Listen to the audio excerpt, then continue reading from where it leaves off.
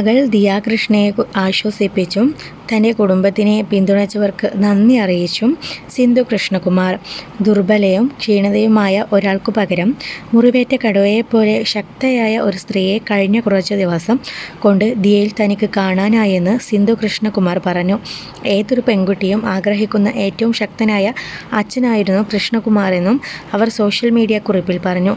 നിന്റെ പ്രസവത്തിന് മുമ്പുള്ള അവസാന ദിവസങ്ങൾ ഒരു റോളർ കോസ്റ്റർ യാത്രയായിരിക്കുമെന്ന് പ്രതീക്ഷിച്ചില്ലെന്ന് സിന്ധു കൃഷ്ണകുമാർ പറഞ്ഞു. ദുർബലയും ക്ഷീണിതയുമായ ഓസിയെ ആയിരുന്നില്ല താൻ കണ്ടത്. പകരം ആളുകളെ അന്ധമായി വിശ്വസിച്ചു എന്ന കാരണത്താൽ മുറിവേറ്റ ഒരു കടുവയെപ്പോലെ ശക്തയായ ഒരു സ്ത്രീയെ നിന്നിൽ കാണാൻ കഴിഞ്ഞുവെന്ന് സിന്ധു അഭിപ്രായപ്പെട്ടു. ഏതൊരു പെൺകുട്ടിയും ആഗ്രഹിക്കുന്ന ഏറ്റവും ശക്തനായ അച്ഛനായിരുന്നു കിച്ചു. ഞങ്ങളുടെ കുടുംബം പരസ്പരം എങ്ങനെ ശക്തമായി നിലകൊണ്ടു എന്ന് കാണാൻ കഴിഞ്ഞതിൽ എൻ്റെ ഹൃദയം നിറഞ്ഞു. നിങ്ങളുടെ സഹോദര ബന്ധം എൻ്റെ മനസ്സിനുറച്ചു.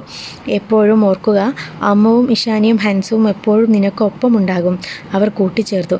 എല്ലാവരുടെയും പിന്തുണയ്ക്കും പ്രാർത്ഥനയ്ക്കും തങ്ങളുടെ എല്ലാ ആശംസകളും ഒരുപാട് നന്ദിയും സ്നേഹവും അറിയിക്കുന്നു എന്ന് പറഞ്ഞുകൊണ്ടാണ് സിന്ധു കൃഷ്ണകുമാർ കുറിപ്പ് അവസാനിപ്പിക്കുന്നത്.